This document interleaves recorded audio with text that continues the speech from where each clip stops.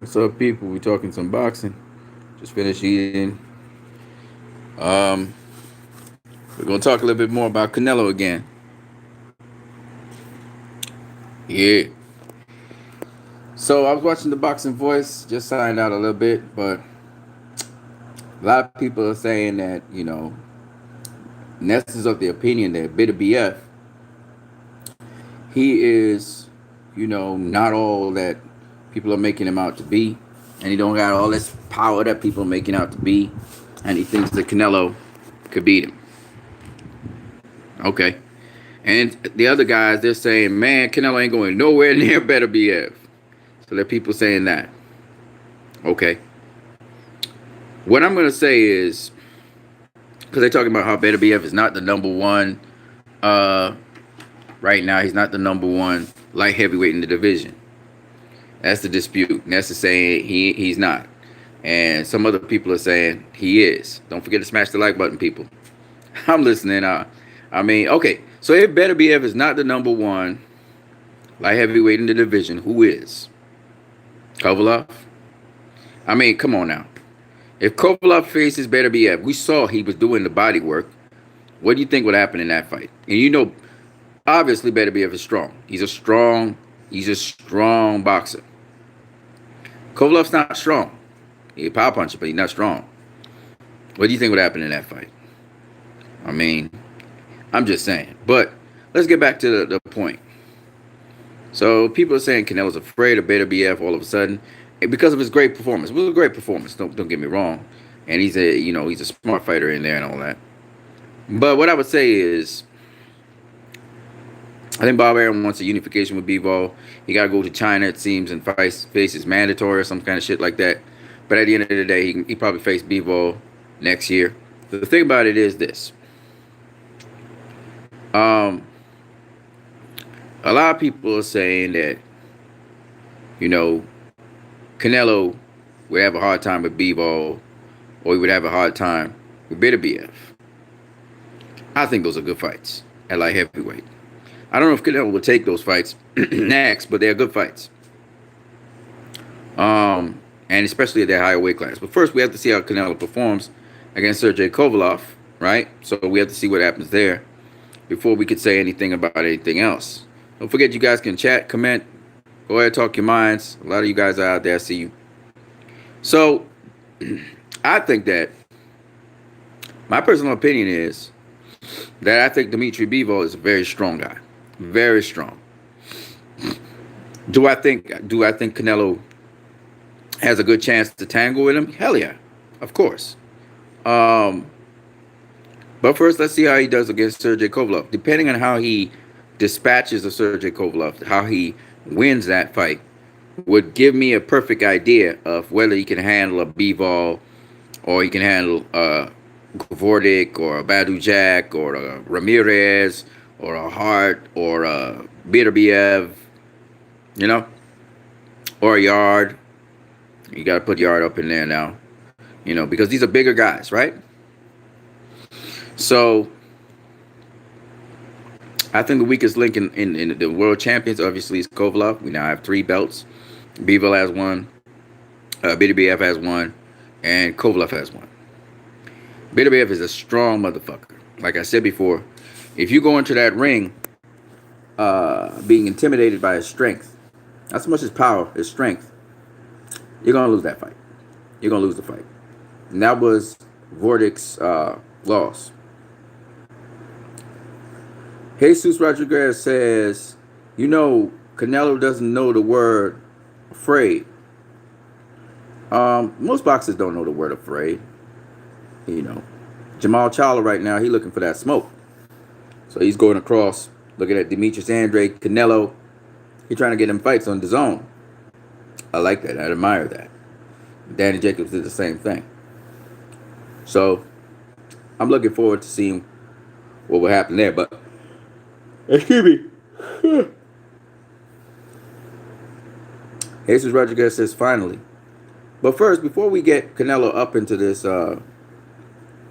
light heavyweight division and really start looking at the prospects there, the thing about it is, Let's see Charlo get out. He gonna get out. He gonna get out and he gonna get them fights. I think the matchup that he has against what's the kid's name? You guys know what the kid's name is that he's facing? I think that's a mismatch. I think it's smoke and mirrors. At 154, he was able to deal with Jaime Munguia because Munguia wasn't doing what he was supposed to do, which was use the jab and work behind his jab. He wasn't doing that. And credit to the kid, I forgot what his name is, the Irish kid that lived in Australia. Credit to him, but I honestly don't think that he, you know, would survive against Jamal Charlo. And he's moving up in weight on top of that. So it's gonna be tough for him. It's gonna be an uphill climb. Jamal Charlo will get the stoppage. This is gonna be a knockout. Jamal Charlo's face way better than this kid. Way better than him. Right? So, I mean, Jamal Charlo is going to have an easy time with him. He's going to knock him out. Well, I mean, relatively easy. The fight's going to end short. So this is a mismatch. A lot of people say the kid could box and all that. He could box relative to Jaime Munguia, but not not Jamal Charlo. There are levels to boxing. But that's what I got to say on that. And who agrees with me, agree with me. If not, if you guys want to wage a bet, we could do that too. Put your money where your mouth is, right? As the 68 scrapbook, 68 scrapbook said that he doesn't think that Canelo is the #1 pound-for-pound fighter in the world. And he's entitled to his opinion. Jose Ramirez says, Dennis Hogan. Let's hope he does, because if he doesn't, he's going to be in a tough spot. Who that? Charlo? You're going to see. You'll see. Hogan does bob and weave. He does do a little bit of that. But he's going to get knocked out. He's going to get knocked out. Here's what it is. He don't really have an inside game like that. He's a good fighter, though. Good little fighter. But he's going to get knocked out. You know, he's going to get knocked out. But you guys have to see it to believe it, so. Do you think that he's better than J-Rock? You think he's a better fighter than J-Rock? If he's not a better fighter than J-Rock, what do you expect? Styles make fights, though. We'll see. He can do a little bit of everything, though, Dennis Hogan. So I give him props on that. And he is Irish, so he's gonna really, you know, they don't quit or nothing like that. So it should be a good fight. But back to what I was saying. So 68 Sports TV, 68 Scrapbook, I think is his name. He went in on Canelo because of clenbuterol that he was found in his system. So he's saying no pound-for-pound #1 fighter who has been found to be using drugs should be a pound-for-pound #1 fighter. This is his whole premise. And then he said a lot of fights were controversial. And I personally think that if that's the case, that Oscar De La Hoya should not be a pound-for-pound #1 fighter because he had some controversial fights. We had guys like Bernard Hopkins had some controversial fights. Roy Jones Jr. had some controversial fights. I mean, if you're going to go there, Roy Jones Jr. was caught. He was pound-for-pound #1 in the world. He was found using steroids, too. I mean, so if he's going to use that argument, then it should apply across the board. Roy Jones Jr. should never have been pound-for-pound #1. You know, take away all-time great status from Evander Holyfield and James Toney and all these other guys, right? And Pernell Whitaker, right? Pernell Whitaker was pound-for-pound #1. Found out he was using cocaine. What did that mean? Did his reflexes always was like that? Sugar Ray Leonard was pound-for-pound #1. Greatest boxer in the world. He used cocaine too. So what are you really saying? What are you really saying? I don't know what 68 Strapwood is trying to say. But if that's all he has, he's reaching. Because you have to look at the resume of the person and their skill set. And right now, Canelo's going to go up and face Kovalev. And it's funny hearing 68 Scrapbook go, you know when somebody a fan or something and they try to trash the other opponent? This is what's going on. It's not about truth for 68 Sports. He picked a side and he just going with it. So he picked Lomachenko was his boy. Terrence Crawford suddenly became his boy because he don't like Errol Spence for some reason. I don't know what his story is. He talk about how he likes Canelo, but yet he comes in now he's trying to use strawman arguments to say that Canelo's not pound-for-pound #1. Look, this is a better argument for you. Manny Pacquiao's pound-for-pound #1. Got better resume than Canelo. Just recently fought a real strong welterweight. But if Canelo beats Sergey Kovalev, remember what pound for pound means. You got to understand what pound for pound means. All right? Pound for pound means you got to know what the definition is. Otherwise, all your stuff is just an emotional rant. Pound for pound means that given similar weight or mass, this fighter will beat the other guys most of the time. Right? So if Canelo goes up to light heavyweight, he's showing that pound for pound, he's the best. He's showing that. Because now he would have fought at super welterweight, been the best there. Then he went up to middleweight, and he was the best there. He's the best middleweight at this point in time. It's just what it is. He has not faced Jamal Charlo. He has not faced Demetrius Andrade. Them two he still need to face, right? Derevyanchenko, Derevyanchenko too. Why not? He's not the best, right? But he should be. He should have been one of the champions. But he'd face those three, or at least two of the three, or maybe one of the three, right? Because those guys can move up in weight. But he's currently the best middleweight, right? He was the best super welterweight. Then he became the best middleweight, right? Showing that he dominated those two weight classes. He's jumping now all the way up to light heavyweight. If he beats Sergey Kovalev, according to the ranking system, he'll be the best light heavyweight. Because he would have faced the best light heavyweight on paper. I don't believe that Sergey Kovalev is the best light heavyweight. But on paper, he looks like that because he's beaten names. All right? So on paper, Sergey Kovalev is the best light heavyweight. We all know the best light heavyweight right now in the light heavyweight division is Artur Beterbiev. Ness doesn't believe that, but I believe it. I'll tell you why. One, Beterbiev just beat undefeated Vorzik. Now, he doesn't want to give Adonis Stevenson the credit that he beat him beating Vorzik, and he's saying this is his first marquee win. Fine. Right? Fine. But do understand this is still early in these guys' careers. Sugar Ray Leonard only had 2 marquee wins when he faced, well, actually he had 1 marquee win when he faced Thomas the Hitman Hearns. After he beat Hearns, he had 2 marquee wins, and he became the man at welterweight. So, I mean, Ness is doing as if these guys have a great, they're still early in their careers.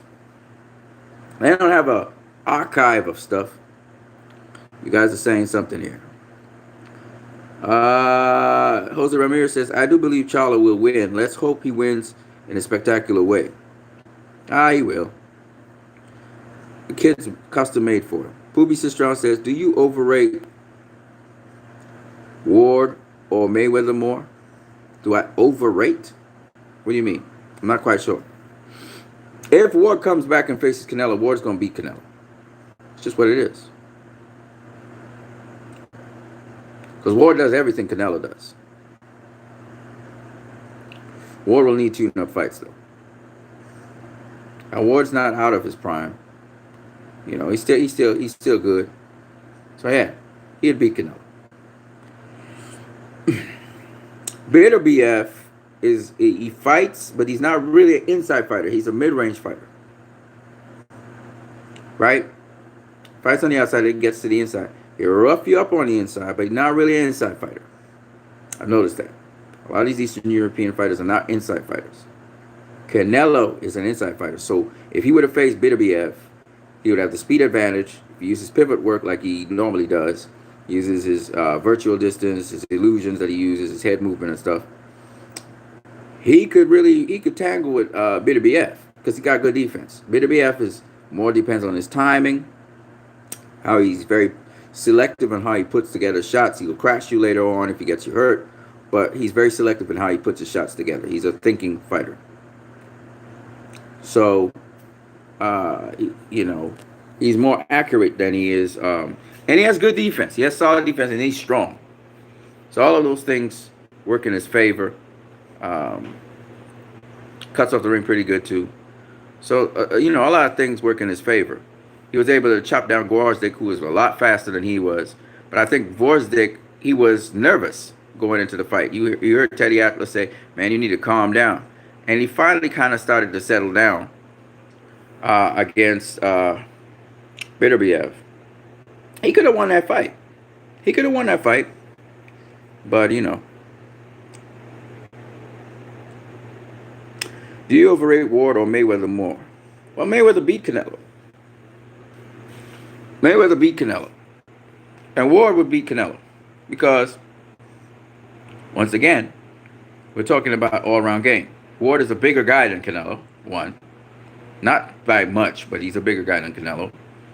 Two, Ward's got inside game. Canelo has inside game, but Ward has inside game. So you're talking about a guy who could do it all. He could fight on the inside, he could fight mid-range, he could fight on the outside. Ward would have two hands. He would have been well rested. You know, he's always well prepared. He hasn't lost a fight since the amateurs. So you know his standards are very high. And Canelo wouldn't get away with anything. Any mistake Canelo makes, Ward would capitalize on it. So I think Ward, because he's bigger, this is the perfect quintessential this is where the actual theme, a good big guy beats a good little guy, actually comes into play. So what would be he would be the good big guy. Right? Now, why do I say BETERBIEV is right now the #1 light heavyweight in the world? Put Sergey Kovalev in with BETERBIEV. Who do you think will win that fight? Would it be Kovalev with his jab, or would it be BETERBIEV working the body, using his jab as well and counters?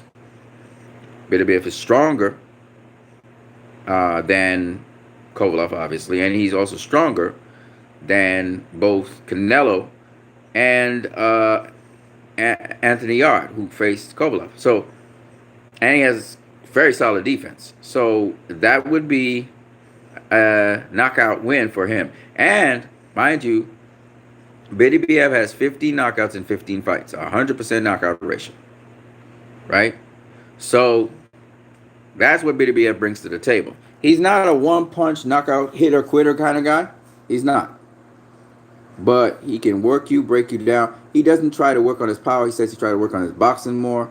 He just so happens to be a boxer that can power punch. He's not the fastest guy in the world. It depends on his timing.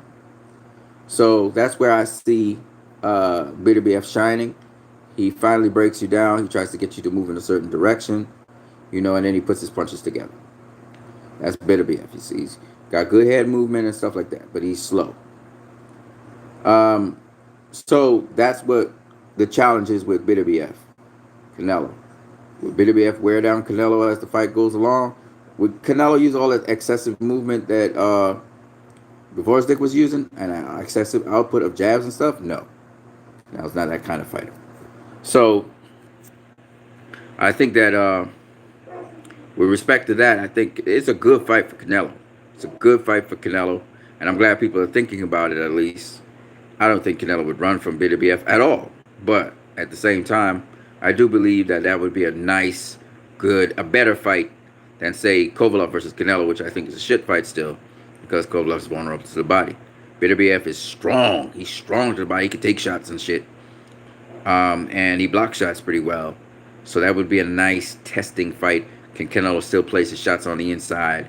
And can he work on the inside and make BETERBIEV have to probably clinch him up or something? Because BETERBIEV is rough on the inside. He uses his forearm and everything. He's rough. He's strong. So he's going to use his strength. He's going to rough up the opponent. Now, if Canelo can equal the task and rough him back up, you know, whether Canelo's stronger than him or not, he can rough him back up using sometimes some illegal tactics to rough him back up if he has to. Yeah, he should by all means do that. Let him know I came here to fight. I come here to whoop your ass. So if he could do something like that, he would be game with BETERBIEV. He has to send BETERBIEV a message. No, ninja, I'm the veteran here. I'm gonna teach you boxing. He'd have to let him know. Even though he's a smaller guy, he will have to let him know that. You know, and Canelo can do those kinds of things. He can even back up a bigger opponent. See Mikey Garcia back up arrow spins. Canelo could do the same. So it'd be an interesting fight though, because BETERBIEV ain't got no weaknesses. So that's a fight I would love to see. I'd like to see him against Dimitri Bivol. Like I said before, Dimitri Bivol again doesn't bob and weave and shit like that. BETERBIEV does a little bit of bobbing and weaving. Bivol don't. So that'll be interesting. I would love to see also Canelo versus Gavordic, Battle Jack, Marcus Brown, Jean Pascal, Gabriel Martinez, Jesse Hart. You know, all the light heavyweights if possible. I know that wouldn't happen. He would probably face the best, and that would be that. But you know, I'd love to see that. You know, as a fight fan. So yeah, I think that BETERBIEV is the best. I think BETERBIEV is the best light heavyweight out there, and would be an intriguing fight. See, these are the fights I really wanted Canelo to have. If you're going to go up to light heavyweight, you face one of these guys, these young, strong guys. BETERBIEV would be the biggest challenge for him. Bivol would be second. Bivol and Canelo around about the same size and everything, so that would be a good fight for Canelo. But he's going to do Kovalev. So let's see how he does against Kovalev. And if he makes quick work of Kovalev, then it shows that he's levels above Kovalev, and that Kovalev should get out of the way because Canelo can actually do something at light heavyweight. You know? So that would be a good fight. Of course, he probably wouldn't go back to light heavyweight. He'd probably come down to either super middleweight or he may come down to middleweight. If he's going to come down to middleweight, you got to be careful how he does that because when you go up in weight, you have to be careful how you go back down in weight because you could be weaker because you put on muscle mass. So it's up to him how he will want to do it. He could skip the super middleweight division and just stay at light heavyweight like Bernard Hopkins did and see if he could dominate light heavyweight. If he for instance, if he beats, let's say BETERBIEV beats Bivol. He beats BETERBIEV. Then he could probably face like guys like Bivol and these guys. But I think this is his maxed out weight. I don't think he can go any higher. But if he does, kudos to him. If he can be a 5 divisional weight champion, he'd be the first Mexican fighter to do that. He would supersede Julio Cesar Chavez and all these guys. So you never know. I mean, but he needs to face more young, hungry, strong opponents now. So the Jamal Charlos of the world, the Demetrius Andrews of the world, the Billy Joe Saunders of the world, the Callum Smiths of the world, the David Benavidez of the world, the Caleb Plants of the world, the Bivols of the world, the BETERBIEVs of the world, the Battle Jacks of the world, the Gilberto Ramirez of the world. These guys he needs to face. You see, all of these young, strong, hungry guys, he got to face them. So Oscar De La Hoya also faced legends first, and then he faced the young, hungry guys. But I'm looking forward to Canelo doing that. Now, with respect to, you know, people talking about the clenbuterol and all that stuff, listen, man. I'm going to be honest with people. All right? First of all, he has not been caught since then, you know, using any drug like that. So it means, and he's being VADA tested. So it means either he's found a way to get past VADA or he's clean. He always said he was a clean athlete before, and then he found himself dirty. Okay? And he's never been happy about that. He's actually been angry with Gennady Golovkin over that stuff as well because he knew, you know, it is what it is. Right? And it seems as though, I don't know what, like, the real story on it with VADA, I don't know. But anyway, I'm not going to make no excuses for him. If he was dirty, he was dirty. Period. Right? Dirty was dirty. And that's the stigma that's going to attach to him for the rest of his career, which is what it is. But at the end of the day, the question is, who did you face? Who did you beat? And he faced a lot of motherfuckers out there, and he beat a lot of motherfuckers. More than any other young, strong boxer right now who's elite. He just has. And he's going to continue doing that because he's got a long ways to go in his career, which means he's got a lot more fights to do.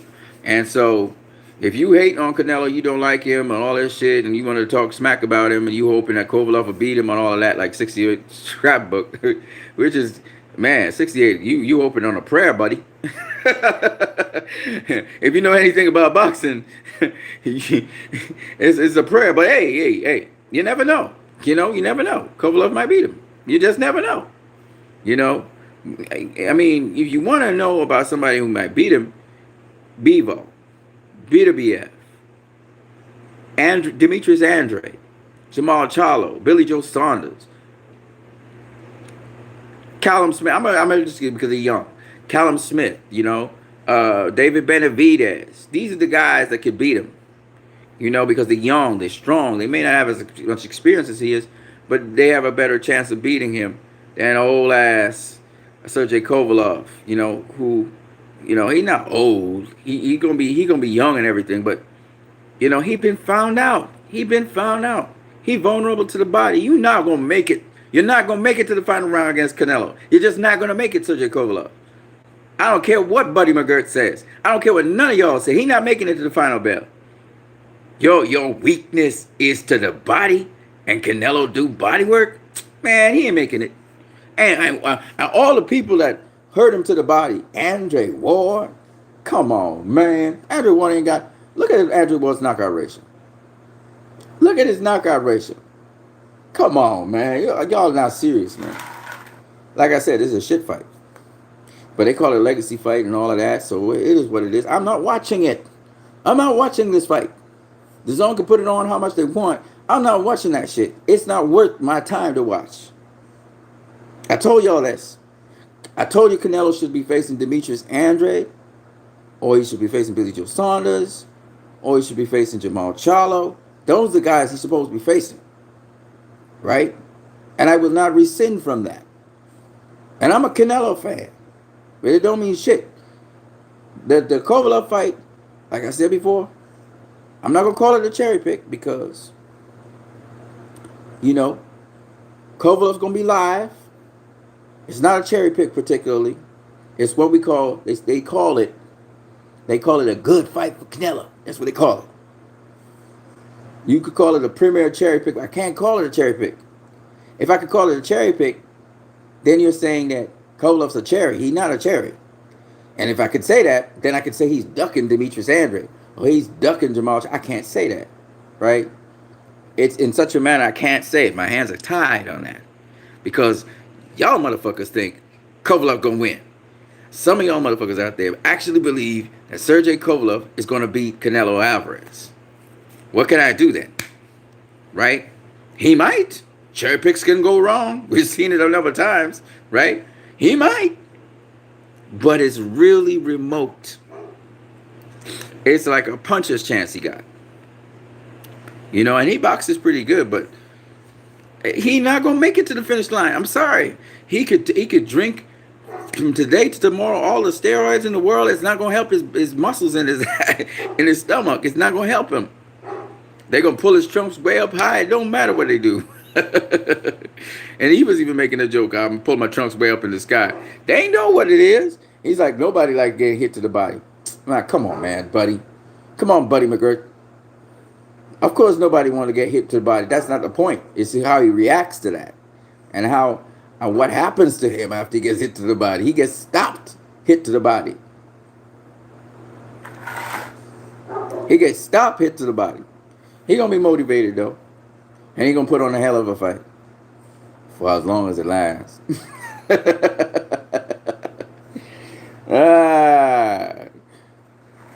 This is exactly what you think it is. It's a straight up and down fight. It's not no illusion. You guys can keep on talking shit. There's no illusion to it. This fight goes one way and one way only. Kovalev gets stopped. That's the only way this fight is going. No matter how you guys try to spin it, look at it and wave it. Styles make fights, baby. And this guy is custom made for Canelo. Now with the Dennis Hogan versus Jamal Charlo, we know Jamal Charlo is not weak to the body. So even if Dennis Hogan can make it on the inside like Brian Adams did, he still ain't gonna be able to do shit. Jamal Charlo's strong. He real strong. You saw what happened to Vordik versus BETERBIEV. There's gonna be another one of those kinds of fights. When he hit him with a jab, it's like he hit him with a right hand. And he gonna find him with the jab. He's gonna hit him in the fight. And poor Dennis Hogan, man. You moving up and waiting, all that shit. This is not like Canelo. Canelo, at least, he got something to go for. He got the body. He got the body to drum. Hogan, he don't hit hard. First of all, he don't hit hard. I watched him slapping punches on Munguia, and Munguia ain't even budge. He caught him with a couple jabs and some overhand rights that back up Munguia a little bit, but that was about it. You know what I mean? Now you're gonna go up to middleweight, Ninja? A whole other weight class of punches? Man, you're gonna get stopped. Early too. You're gonna get stopped. And I'm not saying he don't have good boxing skill and shit. You know, but this kid, he don't even look like he have polymyalgia punching power. You know? He don't even look like he have that. So what is he gonna do at middleweight, Ninja? What's he gonna do? This is a worse matchup than Triple G versus Willie Monroe. Dude gonna get stopped. I'm telling you. And he's a good little fighter. I mean, he's good. He's good at a certain level. You know what I mean? He's good at a certain level, but oh man, the dude gonna get stopped. Like what can I say? It's a guaranteed knockout. If Jamal Charlo goes the distance with this dude, he ain't worth shit. I would say that categorically. That's a knockout waiting to happen. I just hope he's okay after the knockout. Canelo's going to cherry pick an MMA fighter, and this is your favorite boxer, although he does have the best defense. He going to cherry pick an MMA fighter? That's some shit right there. He better not. He better face somebody credible after he done with Kovalov. That's the kind of shit that makes boxing, you know, get a bad name. You know, somebody else was talking about this. I don't know who it was. It's just a channel. And they were saying, you know, Floyd did this at the end of his career. You know what I'm saying? You don't do this in the middle of your career. Just go fight an MMA fighter when you have other guys who can get paychecks off of you. Come on, man. You look like you delaying the inevitable. Like you don't want to face certain people.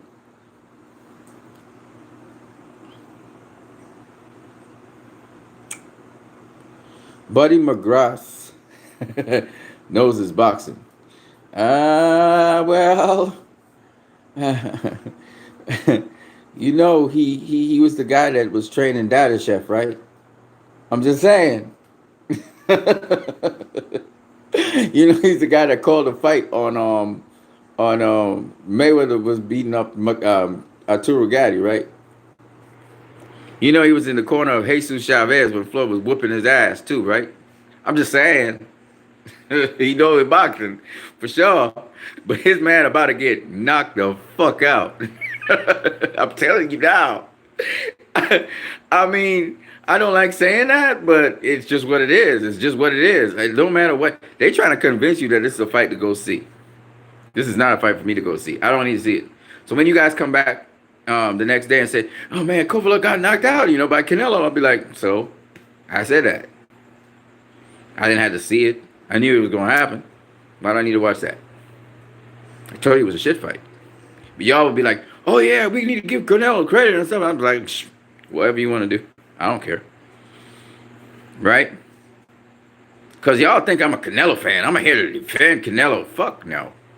It's a shit fight. I told y'all that. I've maintained the same position.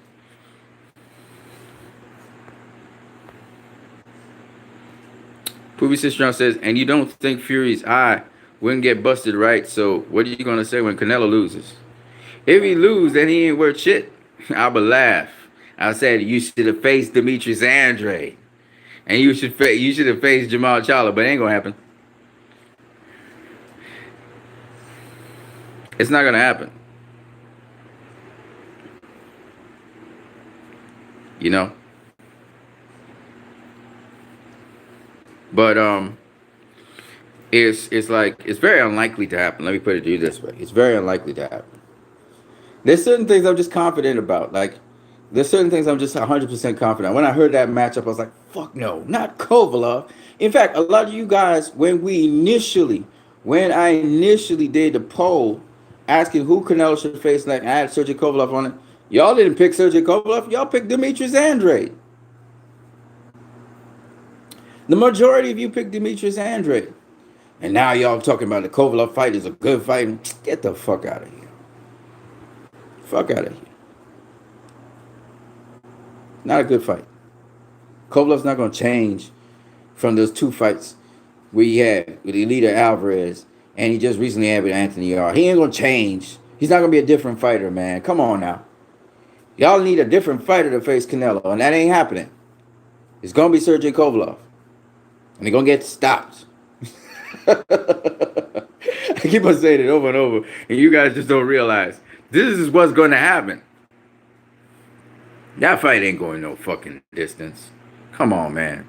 I don't know what you guys trying to convince. Who you trying to convince? But see, I can't call it a fucking cherry pick. I want to. But y'all stupid ass motherfuckers, y'all just keep on saying, oh, Kovalev gonna beat him. And I'm like, wow. This was annoying to me. I could have said it was a cherry pick. I can't say it because of y'all dumbasses. Y'all actually believe this is a credible fight. It's not. I can't say he's ducking Demetrius Andrade either because y'all believe that Kovalev will actually do something in this fight. Y'all actually believe that shit. I asked my boy, at least he believed it. Dante's Boxing Nation said, this is going to go the same way like the Rocky Fielding fight. Duh. Duh. Kovalev's been stopped twice before, almost got stopped in his third fight. They're trying to minimize that. I heard him saying, we got in some trouble, but he going, man, get the fuck out of here. He gonna get stopped. A third time.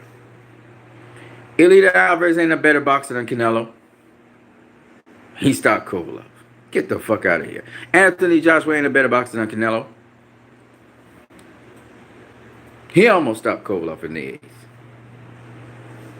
Andre Ward is a better boxer than Canelo, but he's the guy that found out that Canelo that Kovalev was soft to the body because he been drinking. It is what it is, Ninja. It is what it is. So, Andre Ward exposed Kovalev, and a guy like Elita Alvarez capitalized on it. And y'all say, well, in the second fight, Kovalev came back and outboxed him. Yeah, but he came back against Anthony Yarde. He was outboxing Elita Alvarez in the first fight. He came against face Anthony Yarde. Anthony Yarde almost stopped his ass because he was trying to work the body. So what do you think Canelo gonna do? He's faster than Anthony Yarde, more experienced than Anthony Yarde, more skilled than Anthony Yarde. What do you think is gonna happen? Come on, man. Like really? Ah, come on. Why do you think Canelo's trying to get the fight before the Anthony Yarde fight? Come on, man.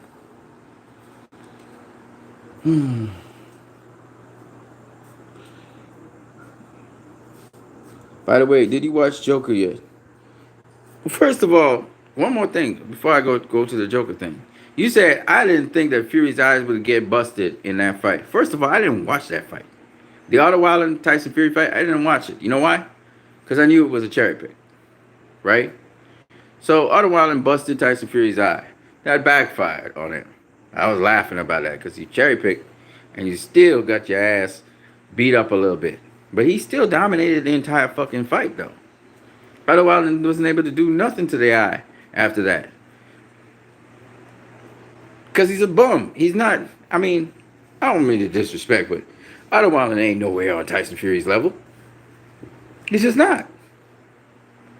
But the fact that he was able to land body shots in Tyson Fury, and this guy is like, what, 48 ranked or something like that in the heavyweight division, showed me that if he could do that, Deontay Wilder could do it. And if Deontay Wilder does that, he's going to break down Tyson Fury. Tyson Fury will have to fight him, and then he will knock his ass out. Right? So I realized, hey, man, Wilder could actually beat Fury. So there you go. And that's what it is. You know? That's what we're talking about. I need to go use the bathroom. I'm gonna go back in a minute, guys.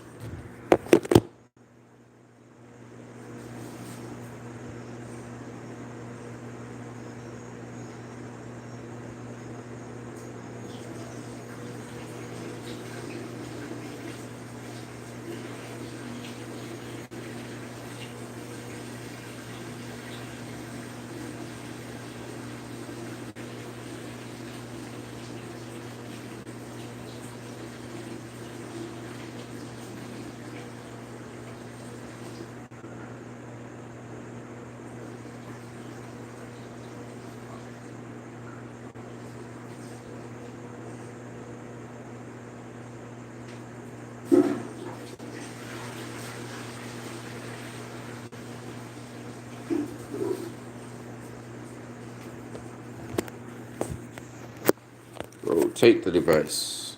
Rotate the device. There you go. So Tyson Fury, you know, all this hype about him, he ain't really all that.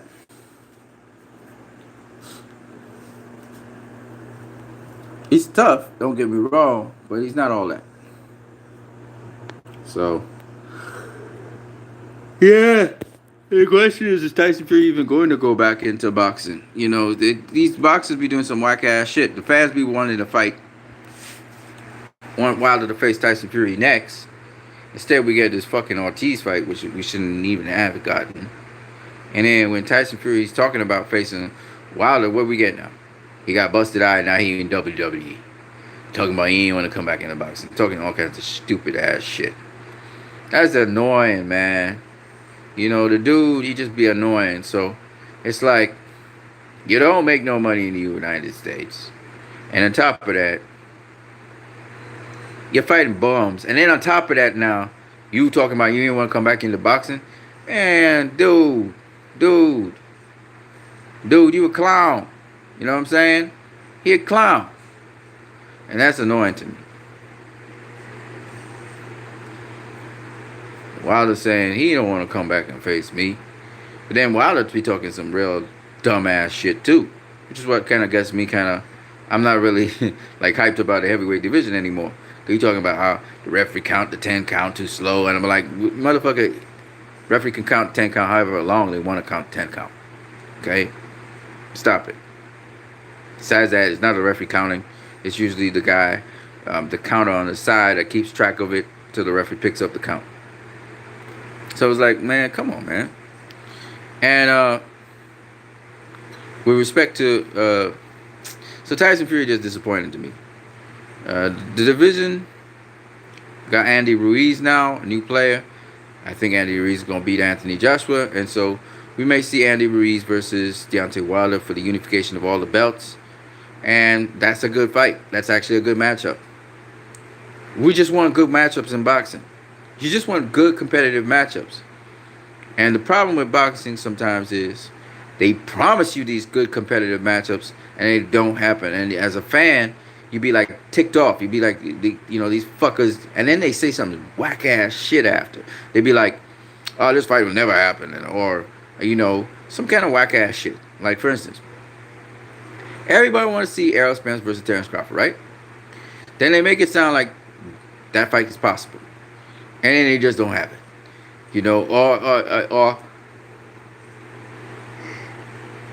the boxers be trash talking each other one side to the other. And then when something bad happens to one of the boxers, you see them, I'm praying for you, brother. Be like, what the fuck? Are y'all going at each other or are y'all just friends? Like, what the hell is wrong? Obviously, Errol and Bud talk to each other. Obviously, Bud and Errol, they don't have nothing negative really to say about each other in real life, but they just promoting shit by talking trash talk on Twitter and stuff. And so it's this kind of shit that we have to deal with. We know the fight is going to happen next year, but my point is, anyway, that it's just to get the fans riled up so that they can get, they want people to buy the pay-per-view when it happens. That's all it is. They try to promote a fight. Right? Oh, yeah, I didn't tell you guys. I followed up on Terrence Crawford and Clarissa Shields stuff. I sent them more information. I did get reactions from different people, but not from them. Different people had different reactions to say about that fight. But I'm still looking for their reactions. So we're working on it. Like I said before, I don't just do this.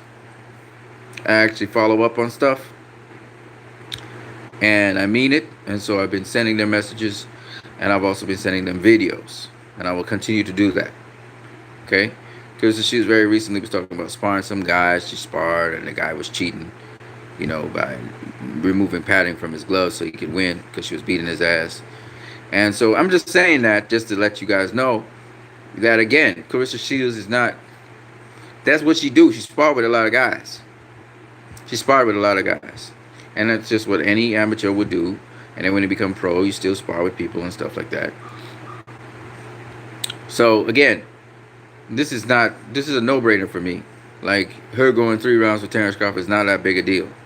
You know, but I guess you guys all up in your masculinity bullshit. So you can't see that happening. But I'm talking about she's a man and shit. She's not a man. She's a woman. I'm not saying that she's a man. I'm just saying she's an athlete. She's a fighter. And she's a two-time gold medalist. That means something. That means shit. You know what I'm saying? That means something. And she therefore she knows how to use her defense. She knows how to do different things. See her bobbing and weaving and all that stuff. So it means that she's been schooled well. And she's been tested against not just women, but men, mostly men. So she's been schooled very well. So it's not like she can't hang in there with Terrence Crawford for 3 rounds, just 3 rounds. Yeah, she could make that, I'm pretty sure. Of course. Now, if you're talking about who would win in the 3 rounds, I pick Terrence to win over her. I would.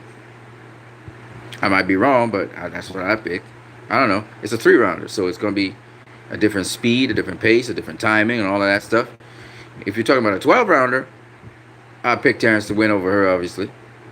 But again, I don't know if he would stop her in 12 rounds or not. I don't know. I'm just saying I don't know. I can't really say what would happen. I know that he would beat her, but I don't know how. You know? And a lot of you now get caught up in that hype of Terrence Crawford and be like, oh, you murdered her, and oh, whatever.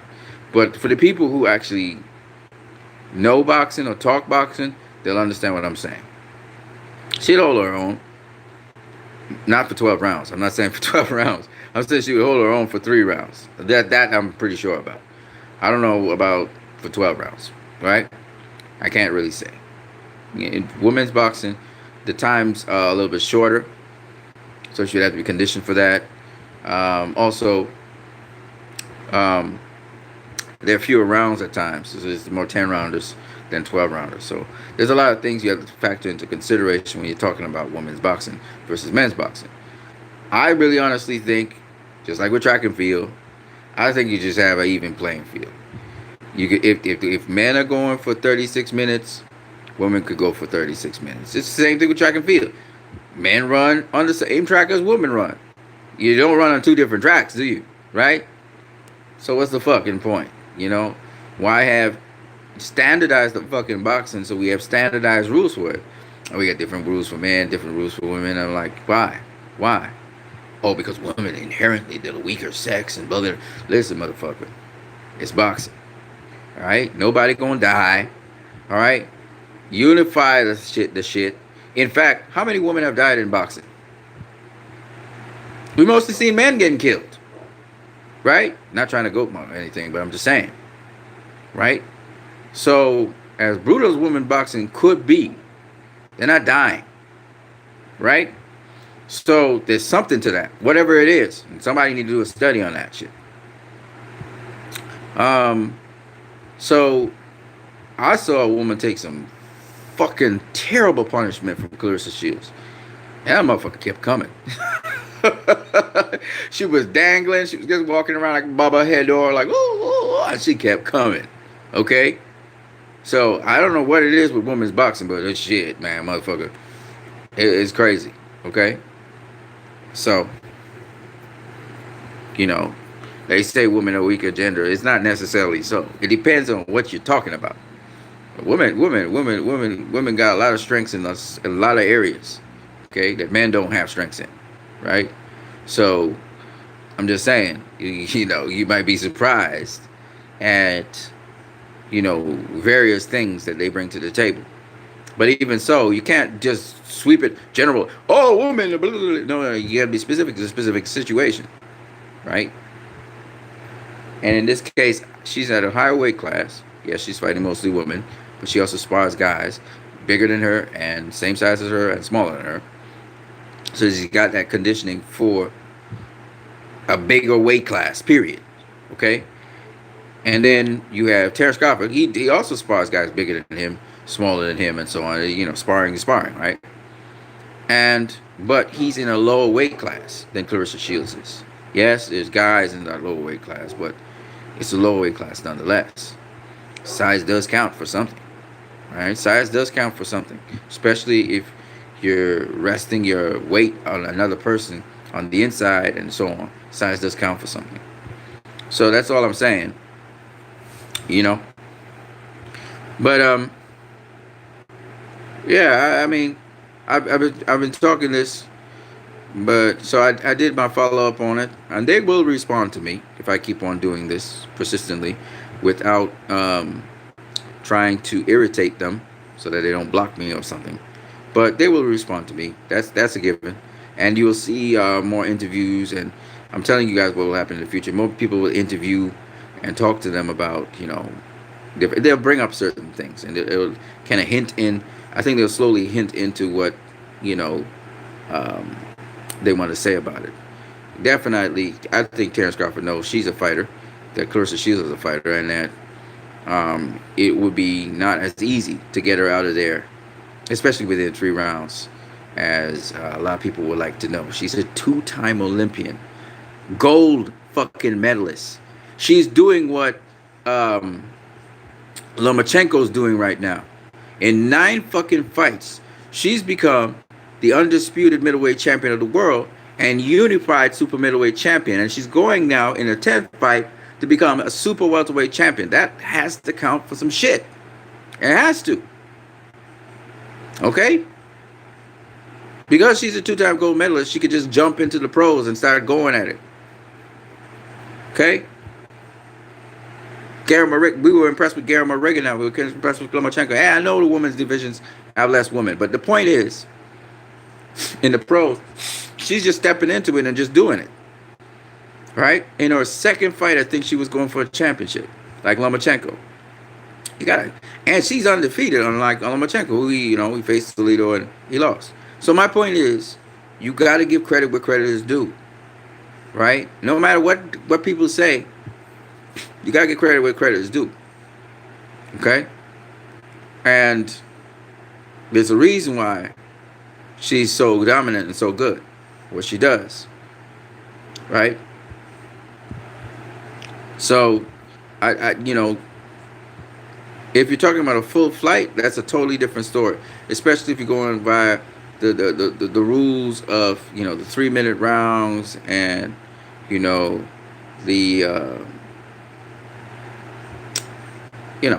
basically 3-minute rounds. It'll be longer time. Probably doesn't go 12 rounders like that. So when she does go 12 rounders, it's 24. It's 2 minutes a round. So the whole fight lasts about 12 and 24, 36 minutes. Whereas, with a 3-minute round with 1 minute rest in between, that's 48 minutes the whole fight goes for, because you have a minute rest in between the rounds. So, it's a bit different, right? So I would expect that because it's longer and etc., that if you're not trained for that, you're not conditioned for that, because basically she does 24 minutes, which is it's like 8 3-minute rounds. So she's like doing an 8-rounder instead of a 12-rounder or a 10-rounder. She does 8 rounders, but it's cut up in a different kind of way. So you have to look at it that kind of perspective.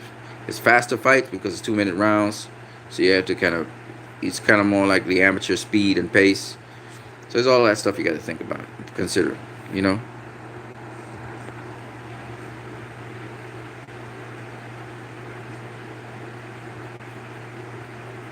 So yeah, that's basically it. I did not watch Joker over the weekend. Sorry about that, Poopy So Strong. But I just wanted to put that out there. Considering Canelo versus BETERBIEV or Canelo versus Bivol. Those are good fights. They're good fights. I would love to see those fights. They're better fights than I think a better matchup than Sergey Kovalev versus Canelo. And those would be the 2 champions that are left. If Canelo beats Sergey Kovalev, maybe. If he doesn't do it immediately, he'll come back up to light heavyweight. And if those guys are still there, I think he would beat. Insane Fighter says Canelo's the best pound-for-pound fighter. In my opinion, I can't agree with that in terms of currently. But you could, if he beats Kovalev, definitely, he got that #1 spot. But, Pacquiao has done so much work during his career that you got to consider him overall the #1 pound-for-pound fighter right now. But, if you're talking about in the last year, I think Canelo gets that, yeah. It's not rocket science, but, certain people who follow Terrence Crawford or Lomachenko, they want to have them as the #1 pound-for-pound fighters, instead of Canelo. It's what it is. If they feel that way, I can't discredit them on that. That's what they feel. But I personally think that they haven't done as much as Canelo has. And Lomachenko's done a lot, but not like Canelo. I mean, okay. Name one great fighter. One great fighter that Lomachenko beat. You know?